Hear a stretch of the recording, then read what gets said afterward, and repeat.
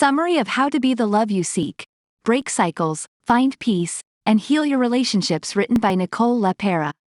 Introduction.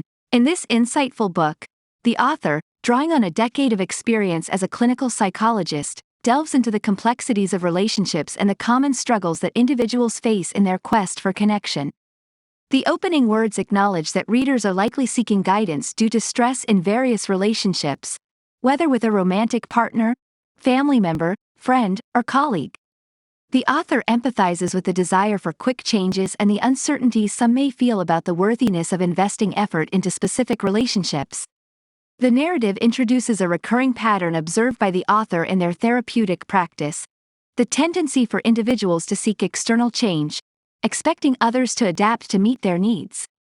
This pattern, a central theme in relationship-based therapy, is exemplified by the popular concept of love languages, where partners are encouraged to express love through different means such as physical touch, quality time, gift-giving, words of affirmation, or acts of service.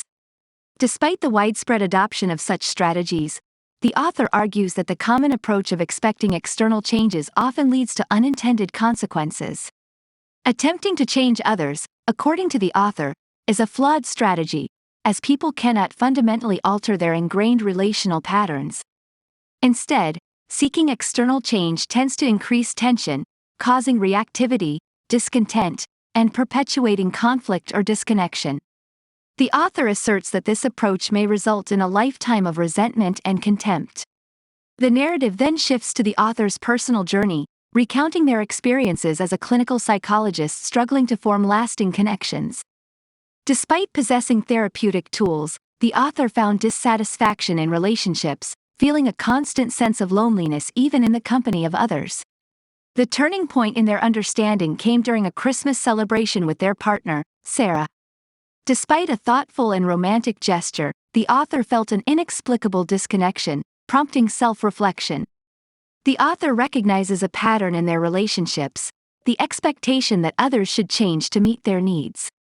This realization leads to a profound insight: the need to change oneself before expecting change in others.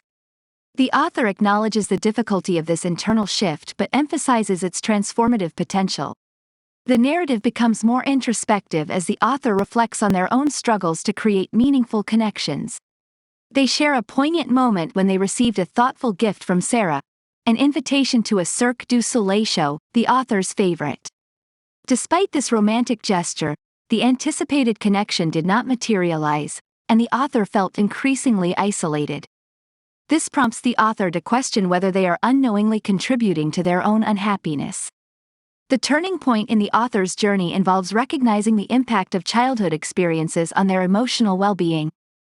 They reveal that, like many adults, their emotional loneliness originated in early relationships within their family. The absence of emotional connection in childhood hindered their ability to connect with others as adults. The author introduces the concept that authentic expression of emotions is crucial for feeling seen, known, and supported, a universal emotional need. The author shares their realization that holding others responsible for their relationship problems prevented them from recognizing their own role in their unhappiness. They highlight the common tendency to expect others to meet emotional needs without knowing how to do so oneself. The narrative emphasizes the futility of seeking external validation and understanding that true change requires reconnecting with oneself. The narrative takes a deeper dive into the author's journey of self-discovery, unveiling the concept of conditioned selves. These are roles individuals play to fit into their earliest environments, often driven by deep-rooted fears of unworthiness.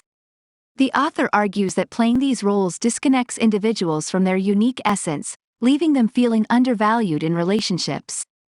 To authentically express oneself, the author contends, individuals must feel safe and secure in their own bodies, a challenge for many due to chronically unmet needs and a stressed nervous system. The author's awakening comes from realizing that feeling safe in their own body is a prerequisite for opening up to moments of joy, ease, and connection. The narrative underscores the importance of being connected to one's authentic self before expecting others to connect with it. This involves embracing all aspects of oneself, even those deemed unworthy or shameful. The author's journey involves reconnecting with their physical body and exploring its sensations. This newfound comfort allows them to handle stressful experiences, share their feelings honestly, and be emotionally vulnerable with others. The narrative emphasizes the role of understanding one's own needs and wants in fostering authentic connections. In the latter part of the book, the author shares the wisdom gained from their transformative journey. They provide tools and insights for readers to embark on their own path of self-discovery. The focus is on reconnecting with body, mind, and soul, recognizing conditioned roles in relationships, identifying and meeting needs, and ultimately reconnecting with the heart's capacity to love limitlessly. The author contends that healing one's connection to the heart is as vital as healing connections with others. By being connected to one's heart, individuals can make choices that bring joy and fulfillment, not only within relationships but also in the broader community. The book concludes with a powerful message. Being the love one seeks is a healing gift to oneself, loved ones, and the world. In essence, the book is a guide to navigating the complexities of relationships by first understanding and transforming oneself. The narrative seamlessly weaves personal experiences, psychological insights, and practical tools, offering readers a roadmap to rediscover their authentic selves and build meaningful connections. Chapter 1. In the exploration of personal relationships, the author delves into the common tendency for individuals to perceive relationships as something that happens to them rather than a collaborative effort. The narrative emphasizes the often unnoticed active role individuals play in choosing partners and creating relationship dynamics. Many, the author argues, fall into the trap of repeating familiar patterns from early relationships without realizing the unconscious motivations at play. The author begins by sharing their own experiences, recounting a pattern of jumping from partner to partner in search of satisfaction. They admit to blaming each partner for their discontent and feeling powerless in their romantic relationships. The realization dawns that the choices made in relationships are not solely about the other person but also about one's own unconscious needs and habits. The narrative then focuses on a specific relationship from the author's early years, highlighting the lack of communication and emotional sharing within their family. The author's first romantic involvement with Billy is portrayed as a typical teenage experience, marked by shared activities but a lack of emotional communication.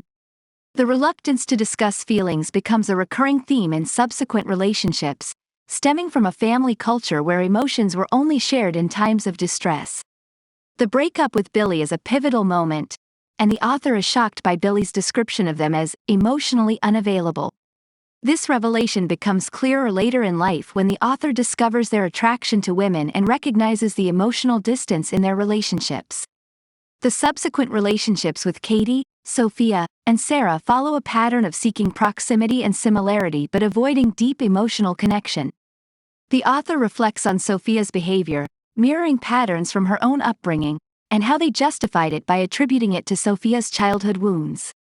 The inability to set boundaries leads to resentment, a recurring theme in the author's relationships. Similar dynamics unfold with Sarah, where the author suppresses emotions to please their partner, leading to a sense of emptiness and resentment over time. The narrative takes a significant turn when the author meets Vivian, and they delve into a relationship characterized by emotional self-sufficiency and independence. The author's attraction to these traits is linked to Vivian's upbringing and mirrors patterns observed in their own family. However, as the relationship deepens, the emotional rift becomes apparent during the author's psychoanalytic training. This phase of self-analysis and evaluation becomes a turning point as the author realizes the emotional dissatisfaction in their marriage. The lack of depth and connection prompts the author to voice their concerns, blaming Vivian for being too independent. It is only later that the author recognizes their role in maintaining a superficial connection due to emotional detachment. The realization culminates in the decision to divorce Vivian, marking a significant shift in the author's perspective on relationships. This experience becomes a catalyst for self-discovery, prompting the author to acknowledge their role in perpetuating dysfunctional relationship dynamics. The author recognizes the need for a fundamental change in their approach to relationships. The narrative broadens to discuss the impact of early family experiences on adult relationship patterns. Despite the absence of obvious abuse, the author identifies emotional neglect and attachment trauma in their childhood. The family's coping mechanism involves bonding over stress and illness, neglecting emotional connection. The author learns to suppress needs and emotions to avoid adding to the family's stress, establishing a defensive shield that influences their adult relationships. The author underscores the universality of these early attachments shaping adult relationships and the challenge of breaking free from ingrained habits.